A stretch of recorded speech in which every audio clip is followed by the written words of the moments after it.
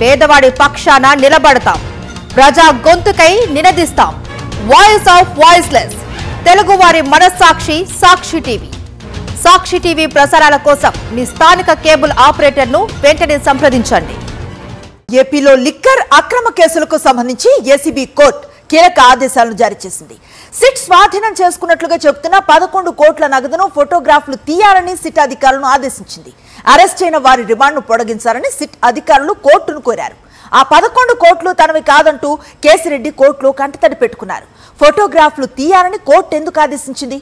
Watch story. ఏపీలో లేని liquor scam ను సృష్టించిన చంద్రబాబు ప్రభుత్వం తన కక్ష సాధింపులో భాగంగా ఫేక్ సాక్ష్యాలను సృష్టిస్తోంది. అరెస్ట్ అయిన వైఎస్ఆర్సీపీ నేతలు ఇతరులకు బెయిల్ రాకుండా చేయడానికి రకరకాల కుట్రలు పన్నుతోంది. కోర్టు విధించిన రిమాండ్ ముగియడంతో అరెస్ట్ అయిన వారిని తిరిగి కోర్టులో ప్రవేశపెట్టారు సిట్ అధికారులు.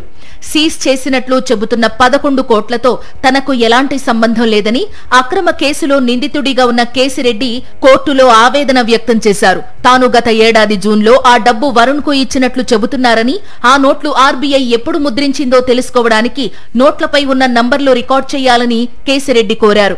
ఆయన విజ్ఞప్తి మేరకు మొత్తం 11 కోట్ల నగదును ఫోటోగ్రాఫ్లు తీయాలని కోర్టు ఆదేశించింది. 45 ఏళ్ల క్రితం కొనుగోలు చేసిన ఫామ్ హౌస్ కు తాను బినామీని అంటున్నారని, తన వయసు 43 ఏళ్లేనని న్యాయమూర్తి ఎదుట కేసిరెడ్డి వాపోయారు. తాను పుట్టక ముందే వేరే వారికి బినామీ ఎలా అయ్యానంటూ కోర్టు ఎదుట కంటతడి పెట్టారు కేసిరెడ్డి.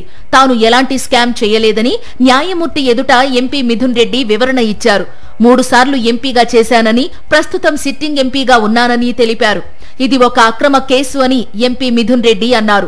తాను దేశం విడిచి పారిపోనని, తనకు బెయిల్ మంజూరు చేయాలని విజ్ఞప్తి చేశారు ఎంపీ మిథున్ రెడ్డి. ఏసీబీ న్యాయమూర్తి ఎదుట మాజీ ఎమ్మెల్యే చెవిరెడ్డి భాస్కర్ రెడ్డి ఆవేదన వ్యక్తం చేశారు. కొన్ని పత్రికలు తమ వ్యక్తిగత జీవితాన్ని దిగజార్చి తప్పుడు కథనాలు రాస్తున్నాయని చెప్పారు.